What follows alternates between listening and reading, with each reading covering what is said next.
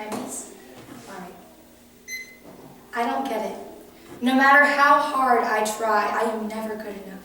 I had everything planned out, took great steps, and then it all fell apart. I don't even know if it's worth it anymore. These are the thoughts that go through my mind every time I play a game of Scrabble with my little brothers. I'm not kidding you, the competition is fierce, and sometimes our fight for the win turns from a battle of brains to a family feud. I am supposed to be the older, wiser, smarter sister, but they're the ones who always get the double and triple word scores. Although this is a humorous example of a minor identity crisis, the truth is, there seem to be a lot of parallels between playing games and living life. In my life right now, I'm met with a lot of uncertainties about my future. How am I going to pay for school? What should I study? And what will I do with the rest of my life? But it's in these fluctuating circumstances that I'm learning I must hold on to this truth. I must make a choice about what I hold true about myself, my life, my goals, and my purpose. Today, I'll be using board games to illustrate 4 different ways that people can value their life.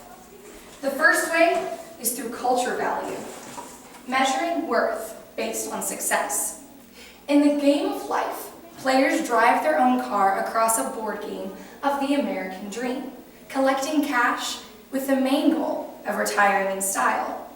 Along the way, players pick up little tokens called life tiles that highlight special achievements, such as publishing a book, winning the lottery, or even being awarded the Nobel Peace Prize. The main goal of the game of life is to get rich quick and come out on top. In our modern life, our real game of life, our goals are very similar.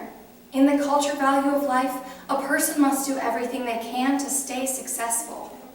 In our society, oftentimes we look to celebrities as our role models. People like Taylor Swift, Tom Cruise, Carrie Underwood, and Michael Bublé are today's American heroes, setting the standard of success in our modern society. Rush Limbaugh, political commentator and radio talk show host, said in 2012, quote, "This is a frightening statistic. More people vote in American Idol than in any U.S. election," end quote. When we in America allow ourselves to look to celebrities as role models, we are letting ourselves be indoctrinated with the idea that our worth is inherent by our success. Another way that people can value their life is through pleasure value. In the classic game of Monopoly, players travel around the board, collecting new properties and upgrading old ones. Along the way, if another player lands on your property, they must pay you a portion of their wealth. So it's understandable that Monopoly has been destroying friendships since 1904. In our real life of pleasure value, people must do everything they can to stay happy. Whether it's by getting rich quick, coming out on top, pursuing goals, or even just partying on the weekends, people who have pleasure value base their worth on their level of happiness. A common trend that has been going around on social media lately is the idea of YOLO, or you only live once. While this could be a wonderful reminder for people to use their time wisely, instead, it is used as the excuse that people give for making silly, unusual, and sometimes just stupid mistakes. For example, you might see Facebook statuses like this: "Didn't study for my exams and still passed. Hashtag YOLO. Got a Lexus, got a lease on a new Lexus that I'll never be able to afford. Hashtag YOLO. Or even, got a tattoo of Marilyn Monroe on my shoulder today. Hashtag YOLO." And so the list goes on. As long as you're happy, your life has value. However, in times of grief, when that happiness starts to drop, so does the value of your life. Another way that people can value their life is through people-pleasing. This is the one that I struggle with the very most. In the card game of Apples to Apples, each player is given a hand of red cards with subjects on them. In the center is a green card with an adjective. Now each player must choose a subject that can be described by the adjective, and a judge will choose the winner. The goal is to win as many green cards as possible.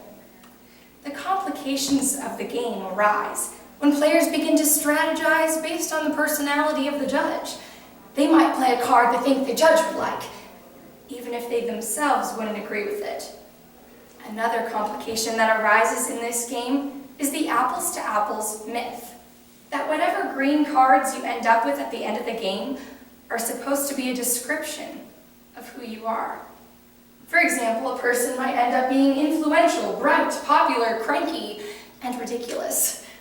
It seems silly, but sometimes the descriptions are actually a little bit accurate.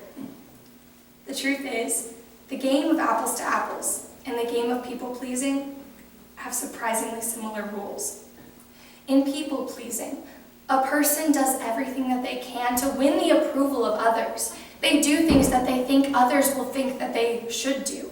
They might choose to do something just to get approval, and they let others define who they are. This not only gives a person a sense of false identity, but if they are ever left feeling unwanted or unappreciated, the results can be detrimental. As Christian music artist Lecrae once said, quote, "If you live for people's acceptance, you will die from their rejection," end quote. So after examining these first three board games, we can start to notice an unfortunate trend. All of these values are temporary and subject to change.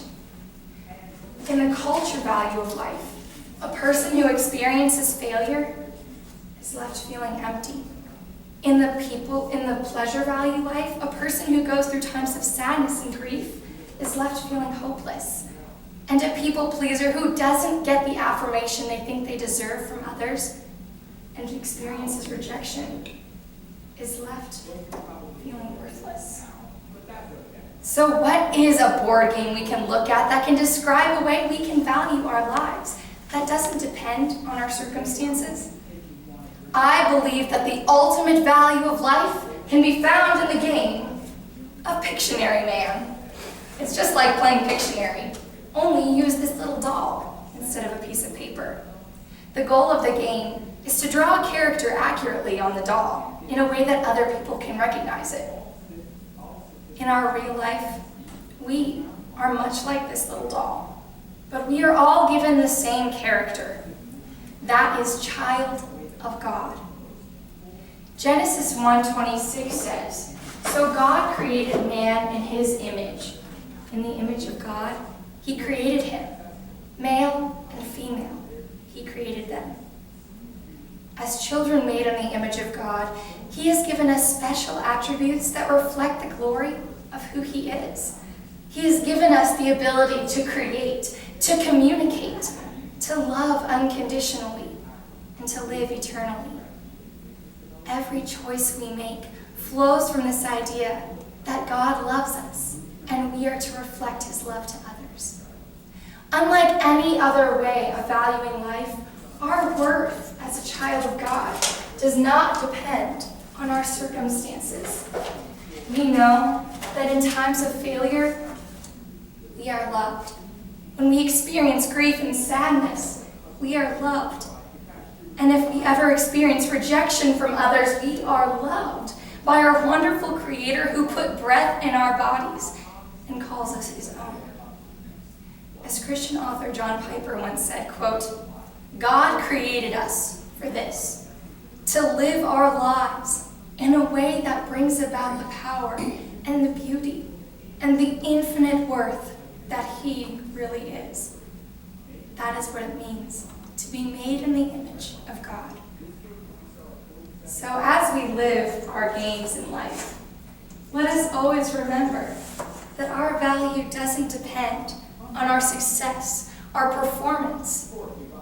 We can forever rest in the joy of knowing who we are as children of God. Thank you.